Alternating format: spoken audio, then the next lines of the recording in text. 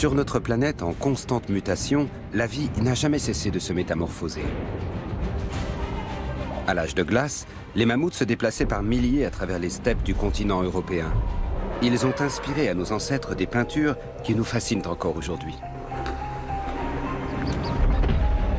On retrouve des restes de mammouths jusqu'au fond de la mer du Nord. Mais d'où venaient à l'origine ces grands mammifères? Comment ont-ils conquis le monde pendant la plus importante glaciation de tous les temps? La réponse se trouve peut-être dans ces restes exhumés en Sibérie. On retrouve parfois de la chair de mammouth. Elle a un drôle d'aspect et ça ne sent pas bon. L'ADN de ces géants est l'objet de toutes les attentions.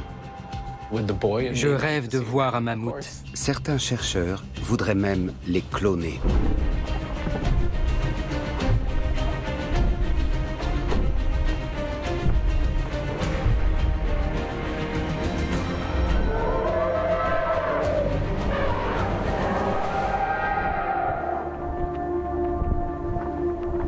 « 38 000 ans avant notre ère.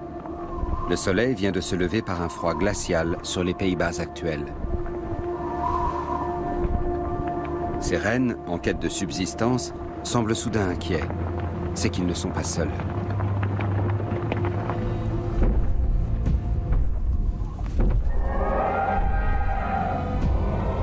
Un troupeau de mammouths laineux parcourt la steppe à la recherche de zones de pâturage.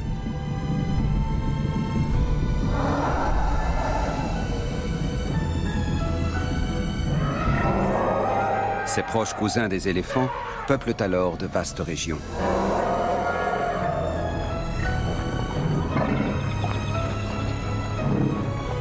On les imagine volontiers au cœur d'un désert de glace, mais leur milieu naturel est une steppe froide et sèche où la neige tombe rarement, même en hiver. L'été, bien que très bref, permet la pousse d'une herbe abondante et nourrissante.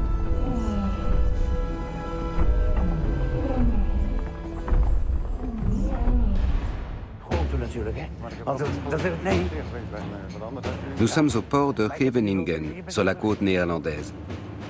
Dick Moll, spécialiste des mammouths, espère découvrir aujourd'hui de nouveaux vestiges préhistoriques.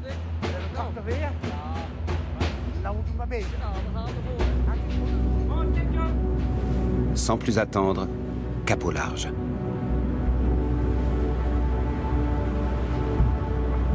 Le fond de la mer du Nord recèle un gigantesque gisement de fossiles datant de la dernière glaciation. J'aime les fossiles. C'est en 1968 que j'ai trouvé mon premier os de mammouth dans une gravière. C'était un humérus parfaitement conservé. J'ai commencé à me passionner pour les mammouths.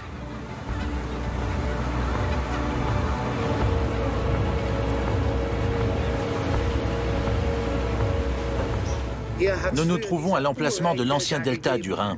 La région alentour était une steppe arctique, sèche, froide et sans arbres, peuplée de milliers de mammouths dont on retrouve les restes de nos jours.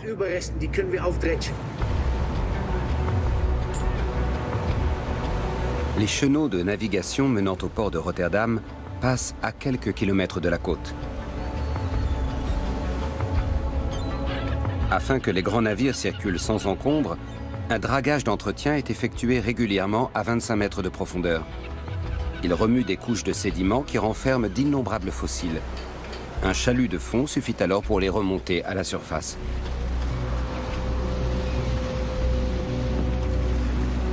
Voilà une quinzaine d'années que Dick Moll emploie cette technique afin de reconstituer l'histoire naturelle de la région.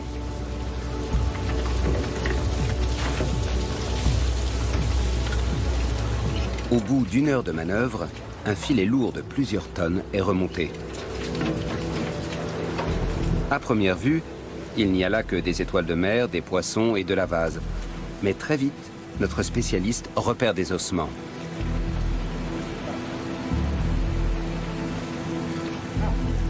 Rien d'étonnant à cela. À l'âge de glace, les abords du delta étaient riches en eau et attiraient de nombreuses espèces animales.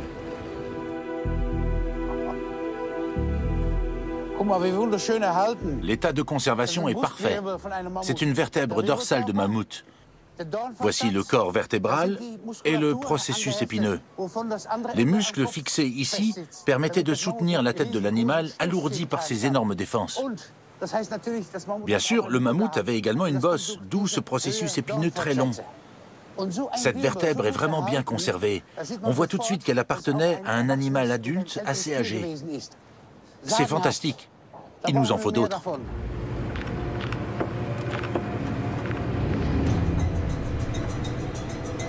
On a peine à imaginer qu'en lieu et place de cette vaste étendue d'eau se trouvait autrefois une steppe froide.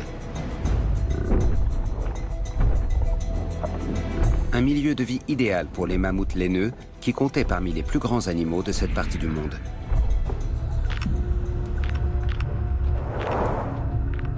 À cette époque, des calottes glaciaires recouvraient largement l'hémisphère nord et le niveau de la mer était d'environ 120 mètres plus bas qu'aujourd'hui.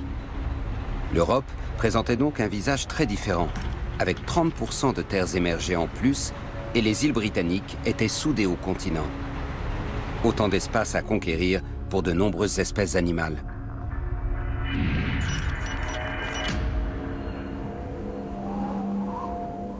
Aux latitudes moyennes, les températures annuelles étaient inférieures de 16 degrés à celles d'aujourd'hui.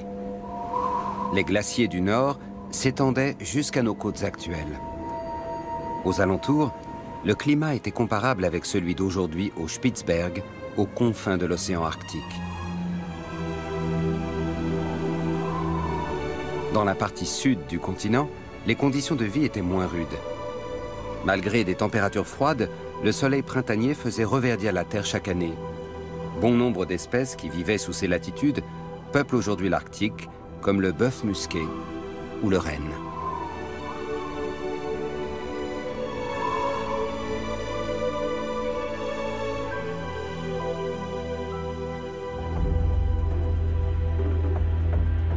Grâce aux fossiles de la mer du Nord, Dick Moll reconstitue peu à peu cette faune de l'ère glaciaire.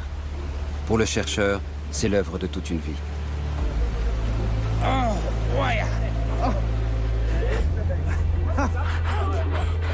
Une mâchoire inférieure de mammouth laineux. Les molaires ne sont pas loin et s'adaptent parfaitement dans la mâchoire.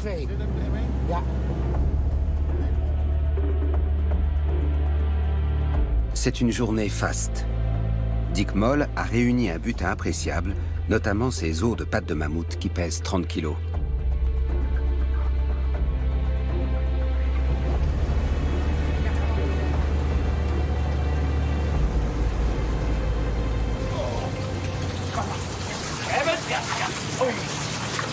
Une autre découverte l'enthousiasme particulièrement. Sacrée trouvaille. Ah oui.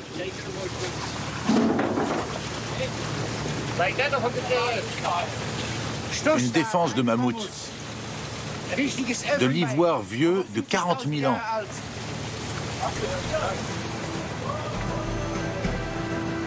Dick Moll va confier la défense à un laboratoire américain.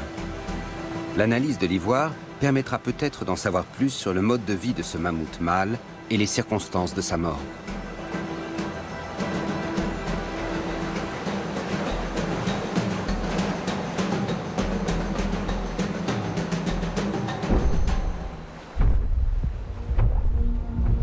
Les grands mâles adultes arpentent la steppe en solitaire. Ils peuvent peser 5 tonnes et demie et mesurer 3 mètres au garrot, presque autant que les éléphants d'Afrique. Mais leurs défenses recourbées sont bien plus longues, atteignant jusqu'à 3 mètres et demi.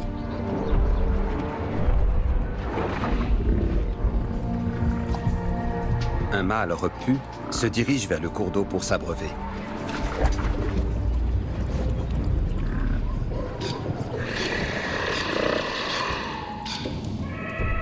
La scène aurait pu se dérouler sous les yeux de nos ancêtres.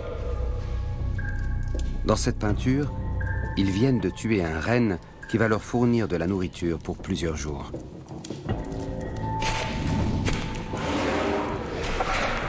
Ils voudraient à présent regagner leur camp de l'autre côté du fleuve, mais le mammouth leur barre le passage. Les pachydermes savent se défendre et n'hésitent pas à attaquer l'homme quand ils se sentent menacés. Voilà pourquoi les chasseurs s'en prennent rarement aux mammouths vivants, préférant récupérer leurs ossements pour fabriquer des tentes.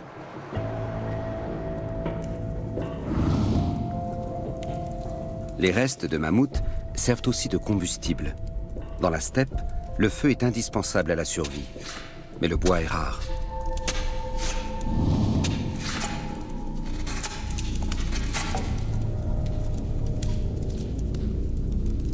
Les hommes de la préhistoire sculptent aussi de petites figurines en ivoire dont on ignore la signification précise.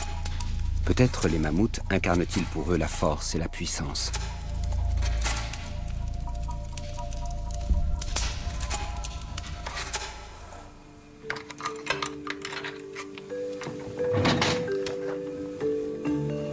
L'université de Tübingen conserve l'un des plus extraordinaires trésors artistiques de l'époque glaciaire. Des statuettes retrouvées en 1931 dans la grotte de Vogelherde, dans le sud de l'Allemagne. Cette figurine en ivoire de mammouth est vieille de 40 000 ans environ. C'est l'un des plus anciens spécimens d'art figuratif au monde.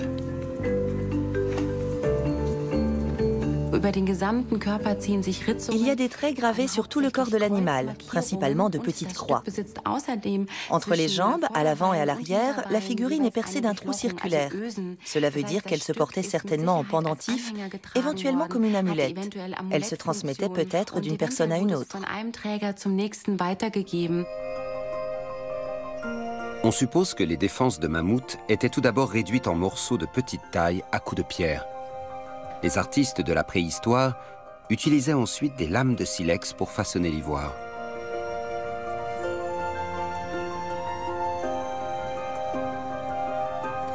Ce matériau de choix servait aussi à confectionner des ornements pour les vêtements, par exemple cette perle. Mais ce sont les objets figuratifs, comme le petit mammouth sculpté, qui témoignent du plus grand savoir-faire artistique. C'est une grande performance intellectuelle d'avoir l'idée de concevoir une telle figurine dans une de ces énormes défenses. Ensuite, l'artiste a dû reproduire dans l'ivoire de mammouth ce qu'il avait vu et perçu autour de lui. C'est tout bonnement fascinant que les hommes de l'époque y soient parvenus, qu'ils aient observé si finement leur univers et qu'ils aient ressenti le besoin de fixer ces impressions.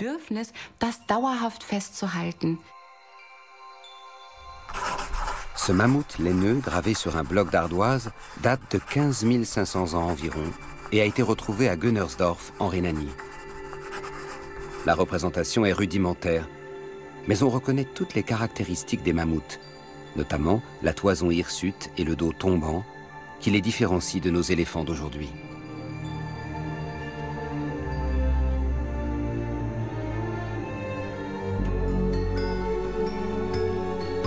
Pour savoir précisément à quoi ressemblaient les mammouths, on peut étudier des spécimens momifiés qui ont été retrouvés dans le permafrost sibérien, comme l'Yuba, petit mammouth femelle vieux de 40 000 ans environ.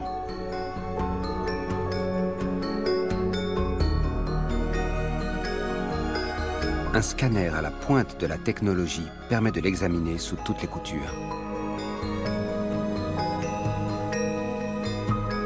On distingue même ses organes.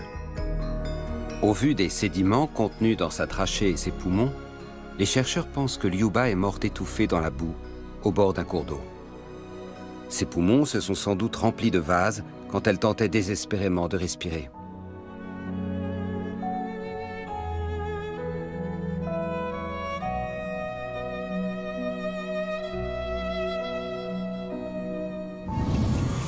En 1901, déjà, on a retrouvé dans le permafrost au bord de la rivière Berezovka un mammouth congelé dont un pied était en parfait état de conservation. C'est l'une des premières découvertes de tissu mou. Toujours en Sibérie, le mammouth de Yukagir a permis d'établir que les oreilles des mammouths ne mesuraient qu'une trentaine de centimètres, soit 5 fois moins que celles des éléphants africains. Idéal pour limiter la perte de chaleur corporelle. Leur queue ne mesurait que 30 à 40 cm et avait donc peu de risque de geler.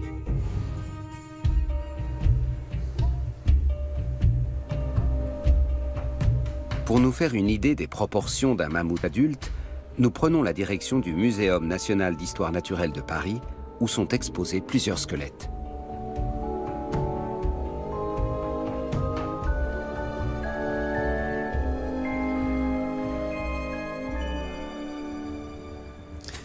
De son vivant, cet énorme animal était bien sûr couvert d'une épaisse toison.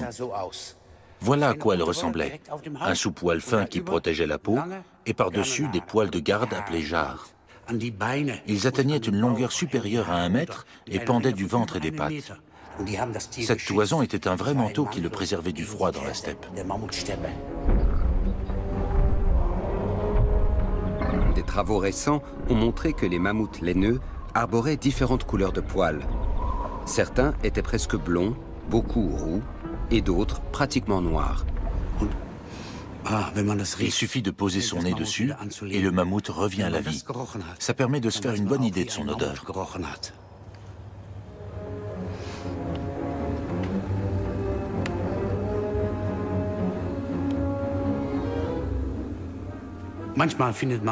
On retrouve parfois de la chair de mammouth, non pas fossilisée, mais momifiée, tant la steppe était froide et sèche. Il paraît que certains aventuriers qui ont ainsi découvert de la viande de mammouth l'ont fait rôtir pour la manger. Mais je crois que c'est une légende. Elle a un drôle d'aspect et ne sent pas bon. Ce n'est pas très ragoûtant. Depuis quelques années, la génétique jette un éclairage nouveau sur la vie des mammouths. Kevin Campbell et Roy Weber, chercheurs en physiologie à l'université d'Aarhus, au Danemark, ont réussi à simuler en laboratoire le métabolisme des mammouths laineux.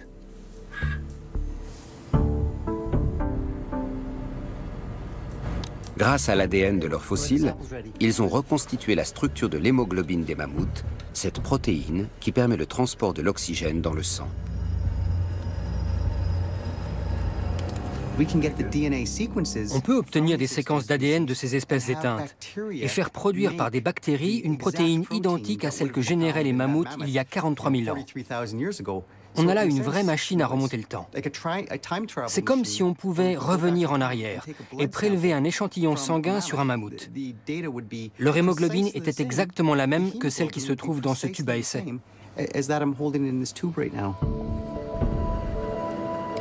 Les scientifiques soumettent cette hémoglobine à des tests thermiques.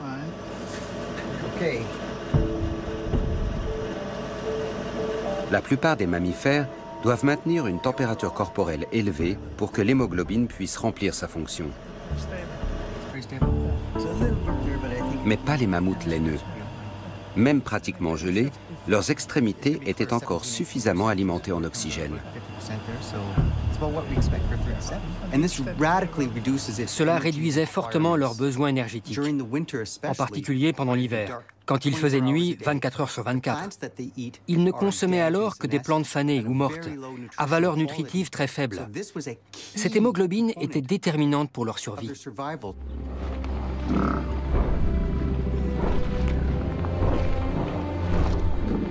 À bien des égards, les mammouths laineux étaient des spécialistes de la survie en milieu de grand froid. Mais les adultes avaient besoin de près de 200 kg de végétation par jour pour subvenir aux besoins de leur corps imposant.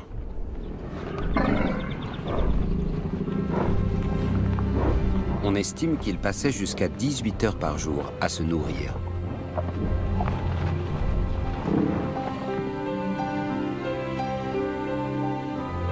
Un rythme littéralement usant pour leurs dents.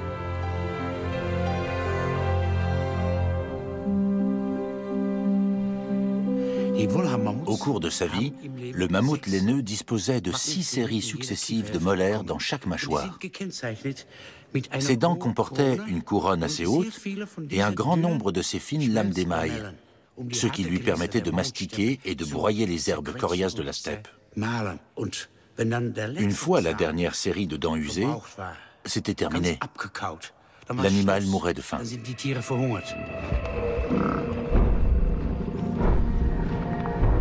On a retrouvé des dizaines de milliers de ces molaires. La plupart étaient des dents de sagesse qui apparaissaient tardivement, ce qui permet de penser que les mammouths vivaient en moyenne une 50aine d'années.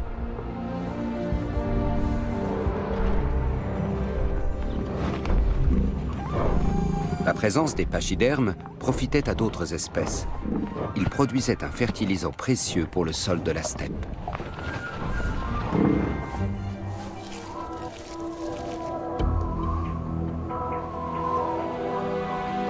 Le milieu de vie des mammouths avait très peu en commun avec la toundra qui recouvre aujourd'hui l'extrême nord.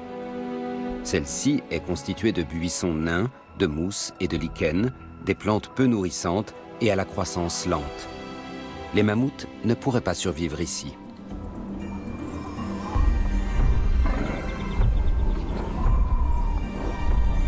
Comme les éléphants, ils se déplaçaient en troupeau, menés par une matriarche. Les femelles ne mesuraient en moyenne que 2,60 m, pour un poids de 3,5 tonnes.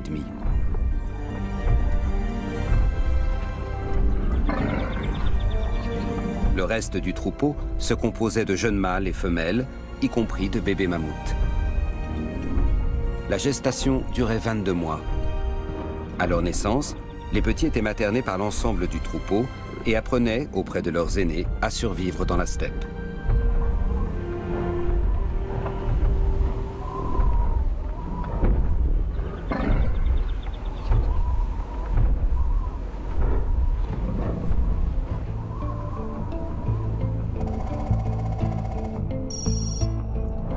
Les mammouths cohabitaient avec d'autres grands herbivores, comme le rhinocéros laineux. Pesant le poids d'une petite voiture, il était doté d'une corne impressionnante qui mesurait jusqu'à 1,30 m. Un animal dangereux pour nos ancêtres.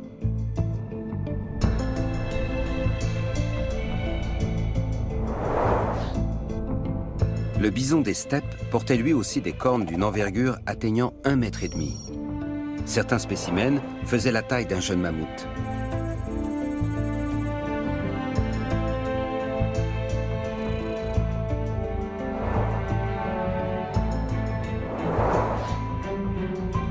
Parmi leurs prédateurs figurait le smilodon, ou tigre à dents de sabre. Ceux qui peuplaient le continent américain étaient munis de canines de près de 30 cm qu'ils plantaient dans le corps de leurs victimes. Très répandu à l'époque, le lion des cavernes était bien plus grand que son cousin d'aujourd'hui, le plus grand félin d'Afrique.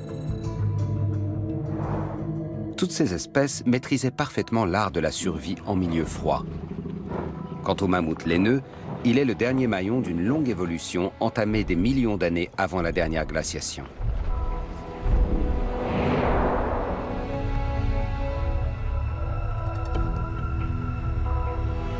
Nous sommes au cœur de l'Afrique australe.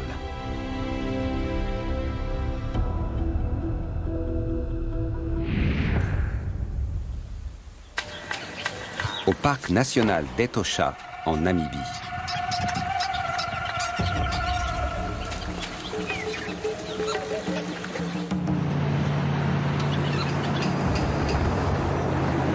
Dick Moll est sur place, accompagné d'une équipe internationale de chercheurs.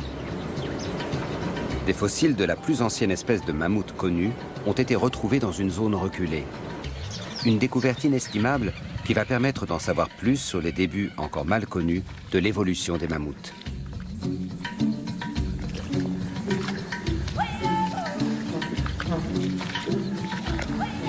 Regarde, c'est une côte. Et là-bas, une autre.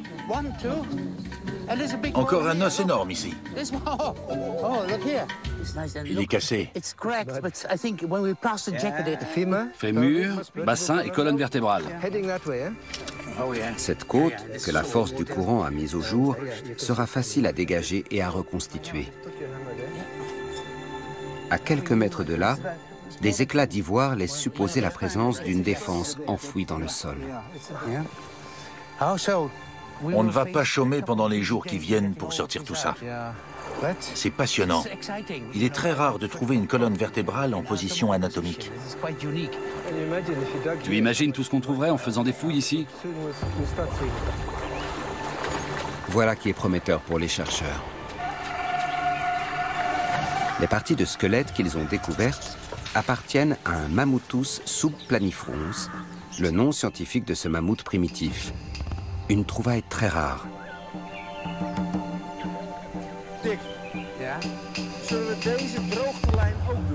Le lendemain, l'équipe met en place un carroyage sur la zone de fouille, seule façon de localiser ultérieurement les fossiles les uns par rapport aux autres. Les fouilles proprement dites peuvent commencer. Aidé de Rémi Baker, un autre passionné des mammouths, Dick Moll commence par dégager l'os le plus gros. Les deux hommes travaillent prudemment pour éviter de déplacer des éléments. Un expert voit immédiatement qu'il s'agit d'un fémur. Il peut vous dire s'il provient d'un mâle ou d'une femelle et déterminer l'âge de l'animal à sa mort. On voit à la rotule encore présente qu'il s'agissait d'un mammouth très âgé. J'ai déterré des milliers d'os dans le monde entier. Mais aujourd'hui, on est sur les traces de l'origine des mammouths sur le continent africain. Et c'est un grand moment. Je suis aux anges et même un peu ému.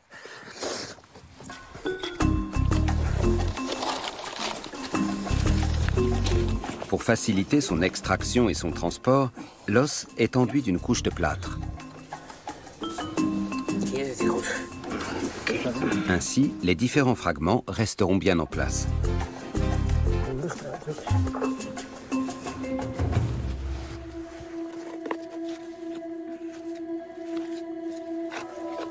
À quelques mètres de là, les chercheurs découvrent l'extrémité d'une défense.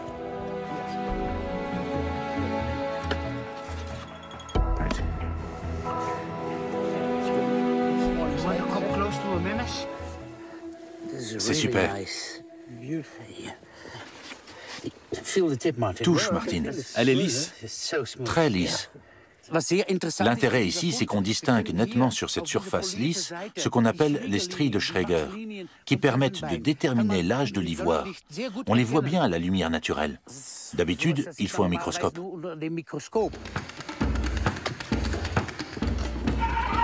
Les chercheurs mettent au jour de nombreux vestiges de ce mammouth très ancien, notamment 2 pièces importantes et encore solidaires, une vaste portion de la colonne vertébrale ainsi que le bassin.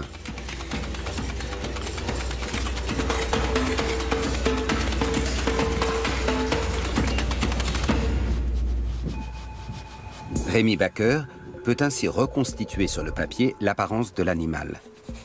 Il avait un corps plus allongé que les espèces ultérieures, des défenses moins courbées et des oreilles plus grandes pour dissiper la chaleur.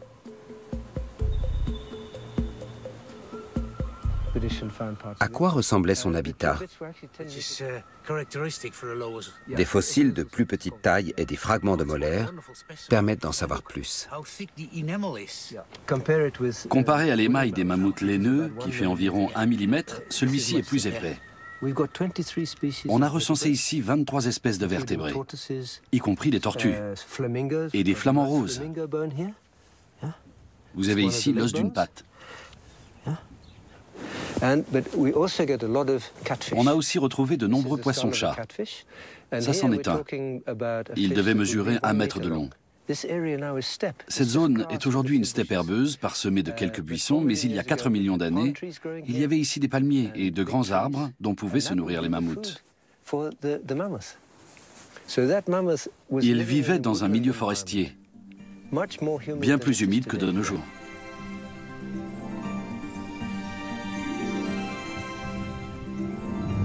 Les premiers mammouths sont sans doute partis vers le nord à mesure que l'Afrique australe s'asséchait.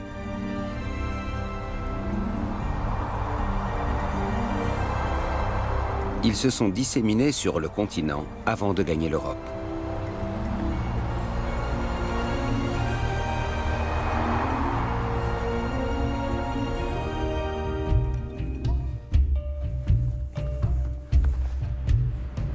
On peut admirer au Muséum national d'histoire naturelle de Paris le squelette d'un mammouth méridional, l'une des plus anciennes espèces de mammouth connues en Europe.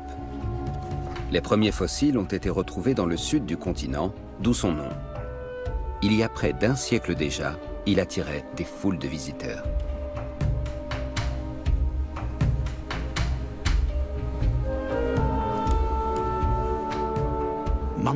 Ce mammouth méridional mesurait 4 mètres au garrot et pesait 10 tonnes.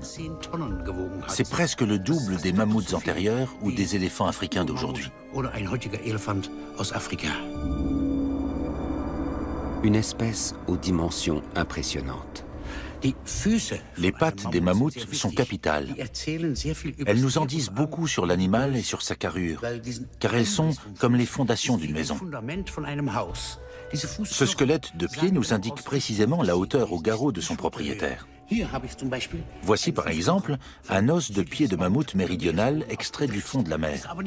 Il est incomplet, il manque l'articulation, mais c'est le même os que celui-là. Si je le tiens comme ça, on voit bien qu'il appartenait à un spécimen encore plus grand.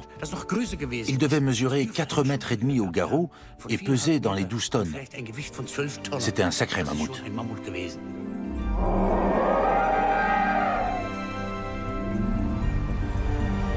Après l'Europe centrale, les mammouths poursuivent leur progression, conquièrent l'Eurasie et franchissent le détroit de Bering pour gagner l'Amérique du Nord et l'Amérique centrale. En chemin, ils doivent sans cesse s'adapter à de nouvelles conditions de vie.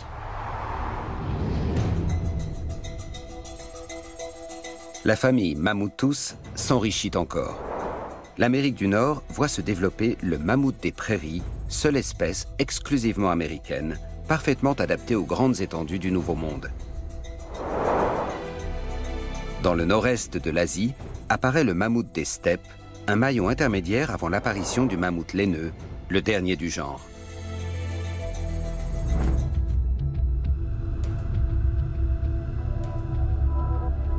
Au fil du temps, les mammouths laineux occupent des territoires de plus en plus vastes. Au plus fort de leur dissémination, il y a 40 000 ans environ, ils sont présents du sud de l'Europe à la partie la plus septentrionale de l'Amérique du Nord.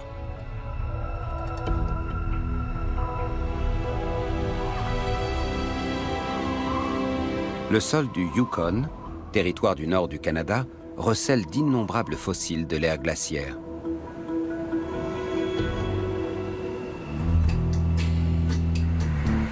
Théâtre de la ruée vers l'or à la fin du 19e siècle, Dawson City est l'une des rares villes de la région.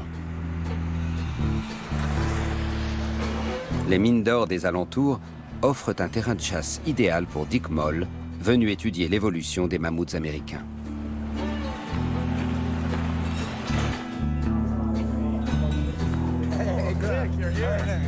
Il est accompagné de grandes azoulas qui travaillent pour le programme de paléontologie du Yukon.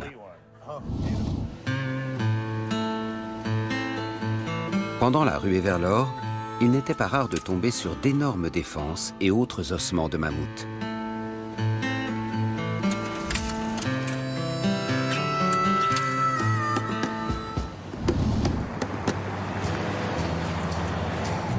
La plupart des mines sont aujourd'hui éloignées de la petite ville, perdues en pleine forêt et accessibles seulement par des pistes poussiéreuses.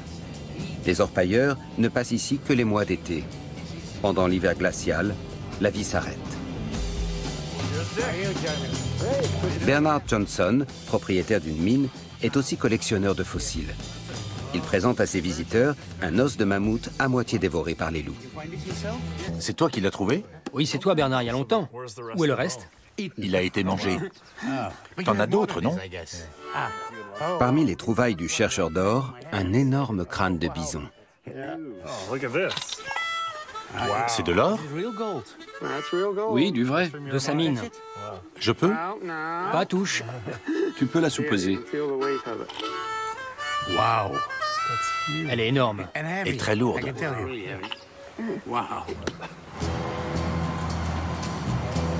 Les gisements d'or sont recouverts d'une couche de sédiments gelés atteignant par endroits 20 mètres, où se cachent les fossiles de l'ère glaciaire. Le décapage s'effectue avec des canons à eau à haute pression. C'est ainsi que des vallées entières sont retournées dans le cadre de l'exploitation minière.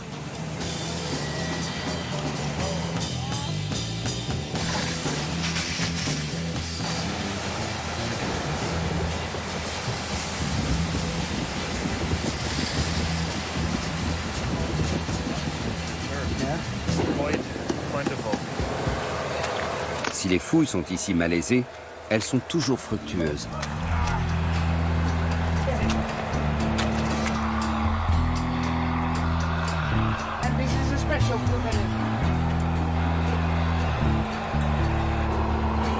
Voici par exemple le crâne d'un cheval contemporain des mammouths découvert en parfait état dans le permafrost. Une telle trouvaille est rare, même dans la région. Okay. Slowly, slowly. Yes.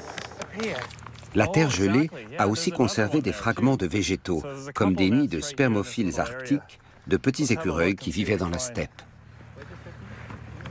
Ce nid est très intéressant parce qu'il contient les graines stockées par le spermophile. Au printemps, quand ils sortent de leur hibernation, ils ont besoin de manger énormément. Ils stockent donc des graines à l'automne avant d'hiberner. C'est le tibia. Regarde, Dick, il y a d'autres os. Le reste du squelette apparaît peu à peu. Une patte quasi complète, encore articulée. Les tissus mous se sont conservés. Même le crâne du rongeur est intact. Un animal magnifique. Et en si bon état. Regarde ce crâne. Ce nid contient une quantité incroyable d'informations. On y trouve de l'herbe, des graines et des plantes de la steppe à mammouth, mais aussi une victime de la glaciation. Ce spermophile n'était pas assez robuste pour survivre dans l'environnement froid et hostile d'il y a 30 000 ans. Le squelette indique qu'il n'a pas résisté à son hibernation et qu'il est mort dans son nid.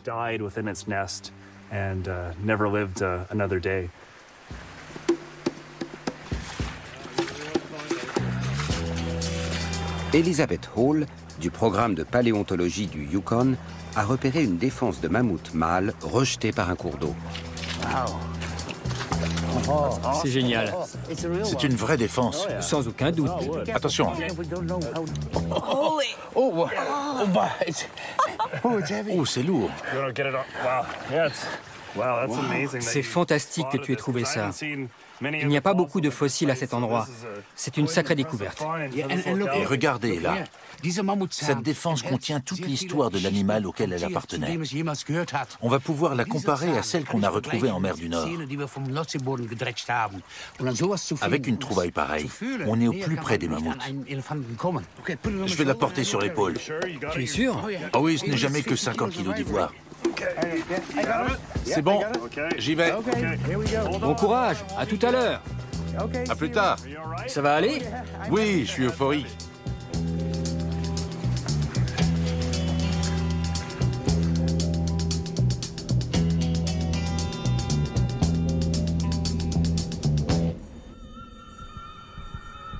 Ces défenses géantes fascinent l'homme depuis longtemps. Elles ont grandi lentement, jour après jour, stockant au passage des informations sur l'alimentation, l'âge et l'état de santé du mammouth, à la manière d'un journal.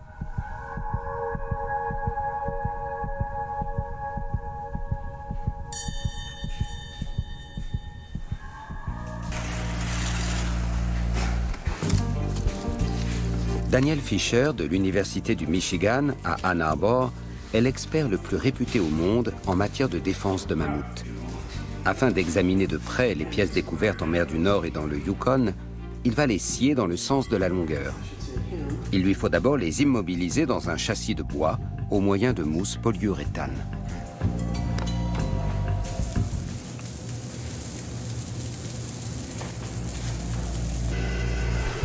Il a découpé ainsi plus d'une centaine de défenses.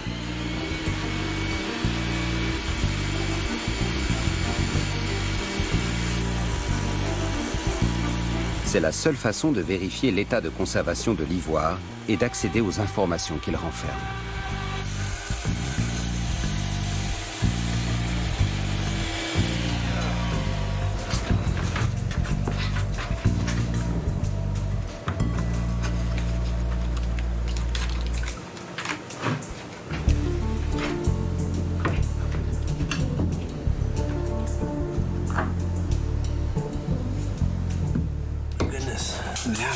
On voit bien les stries.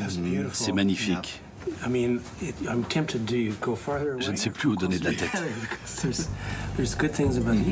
La défense du Yukon est bien conservée. C'est souvent le cas des découvertes réalisées dans le permafrost. Une défense comme celle-ci croît par l'accumulation de couches successives de dentines qui se forment de la pointe de la défense vers la base. Chacune des structures en V que vous voyez là est une couche de dentine, d'ivoire, qui s'est formée en une année environ.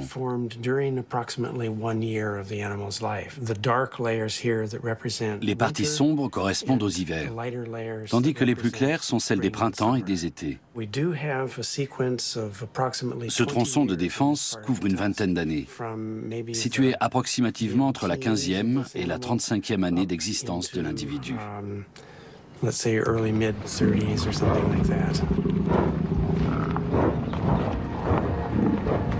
Une défense aussi imposante appartenait certainement à un mammouth en bonne santé. Mais il manque la pointe et la base de la dent, correspondant aux premières et aux dernières années. Impossible donc de déterminer l'âge de l'animal à sa mort. La défense retrouvée en mer du Nord se présente très différemment. Elle permet d'établir à 20 ans environ l'âge du décès de son propriétaire et de formuler des hypothèses sur les causes de sa mort. On a remarqué quelque chose d'intéressant. Regardez ce creux. On dirait une fracture à première vue. Mais ce n'est pas une fracture survenue après la mort, due par exemple à des événements naturels. Elle est survenue du vivant de l'animal et elle l'a sans doute énormément gêné. C'est probablement ce qui est à l'origine de ses problèmes de santé et indirectement de sa mort. Daniel Fisher découvre au microscope une particularité sur la défense du Yukon.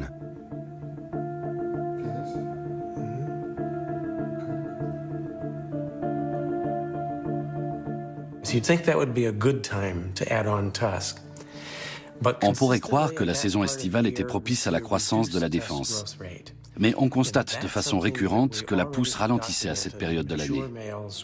On a observé ce phénomène chez d'autres mâles en âge de se reproduire au moment où ils entraient en rut, ou en must, c'est le terme. Ils cessaient alors de se nourrir, ce qui freinait la croissance de leur défense. Elle se remettait à pousser après 2 ou 3 mois, une fois l'animal revenu à son régime habituel, et tout rentrait dans l'ordre.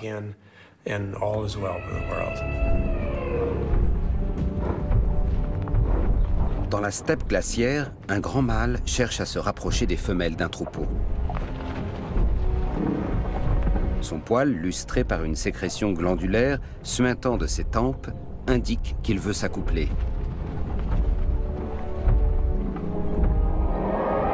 Mais un second mâle fait son apparition et le provoque. Le choc est inévitable.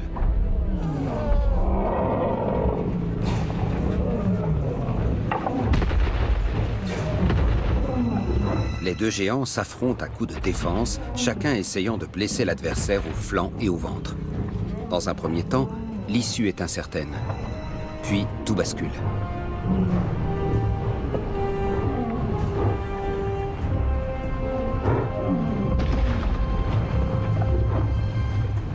L'assaillant est victorieux. Gravement blessé, le mâle vaincu bat en retraite.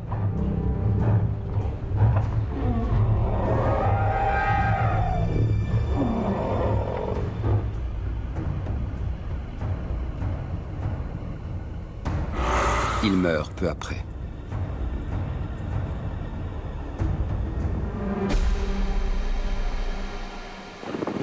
Un vent glacial venu du nord annonce l'arrivée de l'hiver. Avec leur épaisse toison, les mammouths laineux y prêtent à peine attention. Ils sont capables de faire face à des températures polaires.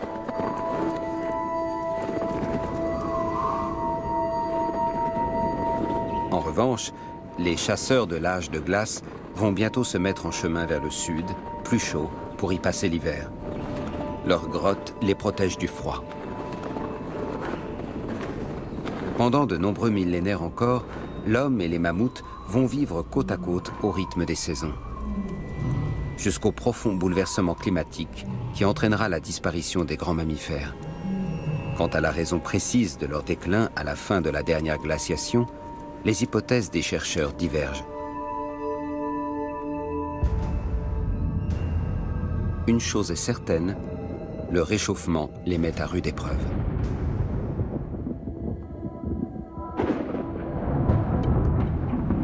L'augmentation des précipitations en hiver comme en été favorise l'expansion des forêts. Certaines espèces s'en accommodent, mais les mammouths se retranchent dans l'extrême nord à mesure qu'une toundra humide remplace leurs steppes.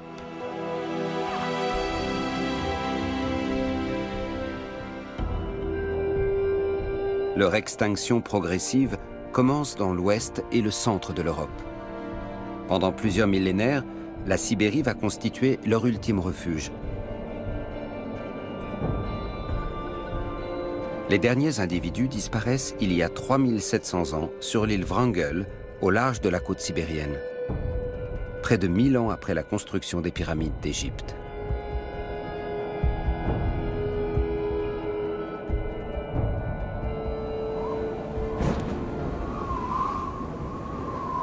Il est possible que nos ancêtres aient profité de l'affaiblissement des mammouths pour intensifier leur chasse.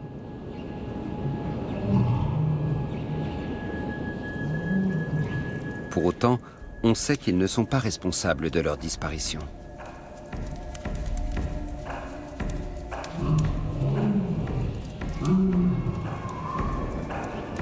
Les fouilles montrent qu'ils privilégiaient les proies moins imposantes, plus faciles à tuer.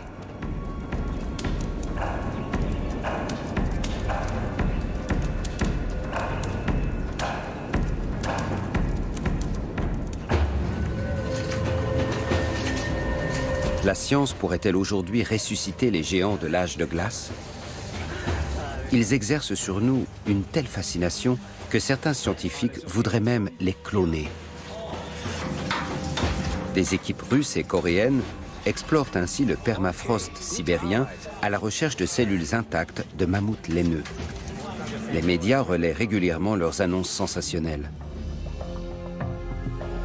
Leur objectif est d'isoler un matériel génétique intact, condition sine qua non pour la réalisation de leur projet. À ce jour, toutes les tentatives ont échoué, l'ADN retrouvé étant toujours trop fragmenté, et on peut douter qu'une telle entreprise réussisse un jour. Les chercheurs de l'université McMaster au Canada utilisent eux aussi des techniques de génie génétique, mais aux seules fins de recherche pour en savoir plus sur l'évolution des mammouths. Au moyen d'un procédé complexe, de l'ADN de mammouth est extrait d'une section d'os retrouvée en Sibérie. Cette minuscule goutte contient des millions de fragments d'ADN.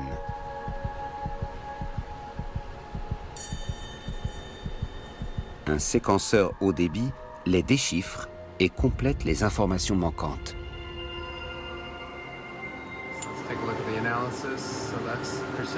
Les résultats sont étonnants.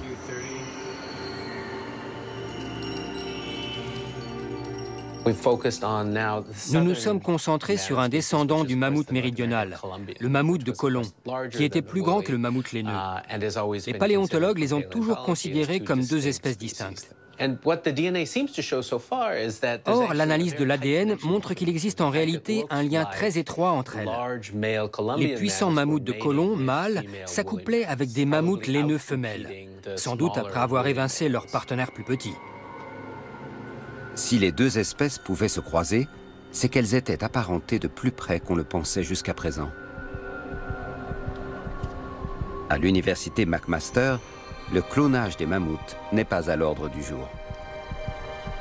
Je ne vois pas l'intérêt de recréer des mammouths laineux. Oui, l'enfant qui sommeille en moi rêve de voir de vrais mammouths, comme tout le monde. Mais le climat actuel ne leur conviendrait pas, et on ne pourrait pas se contenter d'un seul individu.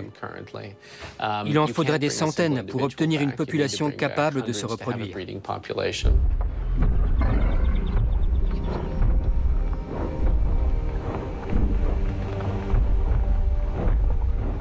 Comme les éléphants aujourd'hui, les mammouths étaient des animaux grégaires, dont le bien-être dépendait des relations tissées au sein du troupeau. Un mammouth cloné de façon isolée n'aurait aucun moyen d'apprendre les comportements typiques de son espèce.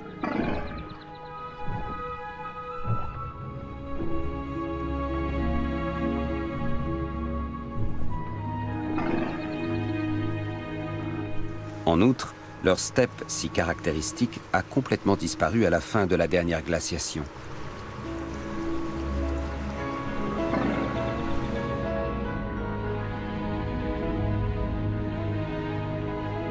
D'hypothétiques animaux clonés en seraient réduits à végéter dans un zoo ou une réserve et resteraient dépendants de l'homme.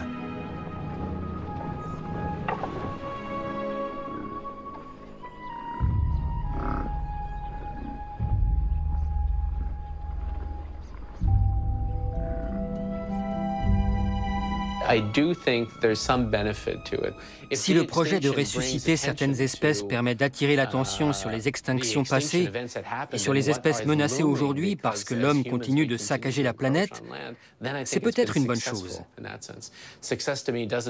Mais il n'y aurait rien de glorieux à exhiber sur une scène un petit mammouth laineux.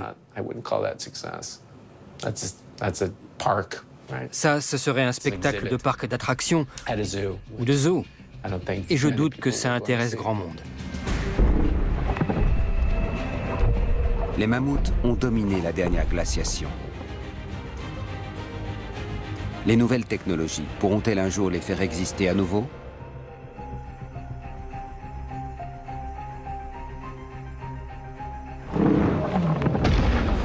Ils ont conquis la planète en s'adaptant sur plusieurs millénaires à des conditions climatiques en constant changement.